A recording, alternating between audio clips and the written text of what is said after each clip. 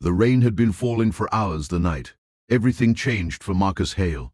It tapped softly against the hospital window like a quiet countdown, each drop reminding him that time was slipping away faster than he could hold on to it. Machines hummed steadily beside his bed, their soft beeping echoing through the dim room. Marcus stared at the ceiling, his chest rising slowly, painfully, as if each breath had to fight its way through exhaustion and regret. At just 35 years old, the once energetic single father now looked like a man who had already lived a lifetime of struggles. But the truth was simple and cruel. Marcus knew he might not have much time left.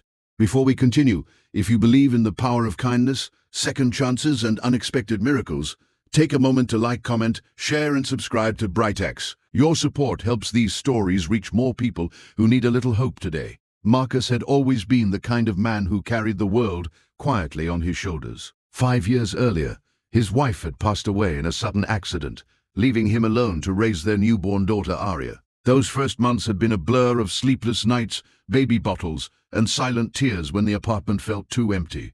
Marcus worked 2 jobs to keep their tiny home afloat. During the day, he fixed air conditioners and heaters across the city, climbing ladders under the scorching sun. At night, he cleaned office buildings long after the workers had gone home. Every exhausted step he took was for Aria. Every sacrifice had a single purpose: giving his daughter a life filled with love. Aria became the light that guided him through every dark moment. Her laughter could melt the hardest day. When she wrapped her tiny arms around his neck after he returned home from work, Marcus felt like the richest man alive. But life, as it often does, had other plans. 6 months ago, Marcus began feeling a strange tightness in his chest. At first, he ignored it, convincing himself it was just exhaustion, but the pain grew worse. Eventually, after collapsing at work one afternoon, he was rushed to the hospital where doctors delivered news that felt impossible to accept. A rare heart condition had been silently damaging his body for years. Without a transplant, his time might be painfully short. Marcus didn't fear death for himself. What terrified him was the thought of leaving Aria alone in the world. She was only 4 years old, too young to understand why her father suddenly disappeared from bedtime stories and morning pancakes. That fear weighed heavily on him as he lay in the hospital bed that rainy evening. The door opened quietly, and Nurse Evelyn Carter stepped into the room. She had been assigned to Marcus's care weeks earlier, and in that short time, she had seen more strength in him than in most patients twice his age. Evelyn was known among the staff of a warm smile and gentle voice, the kind that made patients feel safe, even in their darkest hours. Marcus slowly turned his head toward her. The exhaustion in his eyes was clear, but there was also something else, a quiet determination that he thought about Aria again. Her messy curls, the way she loved drawing stick-figure pictures of their little family, her innocent question the day before when she visited the hospital. "Daddy, when are we going home?" The memory almost broke him. Evelyn adjusted the blanket over him and checked the monitors. Marcus gathered the courage to share the one wish that had been haunting his heart. He knew it might sound strange, maybe even impossible, but he couldn't leave this world without at least trying. Marcus's voice was weak, yet steady as he told her about Aria and the promise he had made to her mother years ago. A promise that their daughter would always grow up surrounded by love, no matter what happened. Then he spoke about his final wish, if the worst were to happen, if his heart failed before a transplant could come. He wanted someone kind to stay in Aria's life, someone who could guide her, comfort her, and remind her that her father loved her more than anything in the world. He asked Evelyn if she would consider being that person. The request hung heavily in the air. It wasn't a simple favor. It was the kind of responsibility that could change a life forever. Evelyn stood there quietly, absorbing the weight of his words. She had cared for many patients over the years, but something about Marcus and his devotion to his daughter had touched her deeply. She had seen the drawings Aria taped to the hospital wall. She had watched Marcus read bedtime stories over video calls, even when he could barely stay awake. And now, this man facing the possibility of death wasn't asking for more time for himself. He was asking for someone to love his child. Evelyn felt her throat tighten as emotion welled inside her chest. She didn't answer immediately. Instead, she looked at Marcus, truly looked at him, and saw the quiet bravery behind his tired eyes.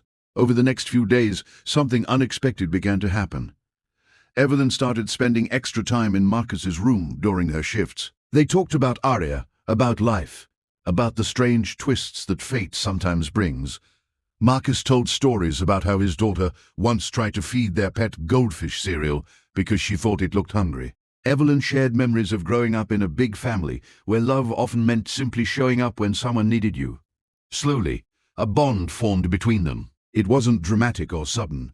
It was gentle, built through small conversations and shared understanding point. One afternoon, Arya visited again. The little girl entered the room holding a bright crayon drawing she had made that morning. It showed 3 stick figures holding hands beneath a giant yellow sun. When Evelyn knelt down to greet her, Arya studied her carefully before breaking into a shy smile. Within minutes, they were laughing together as Arya proudly explained every detail of her artwork. For Marcus, watching them felt like witnessing a tiny miracle. But the biggest surprise came days later, one early morning.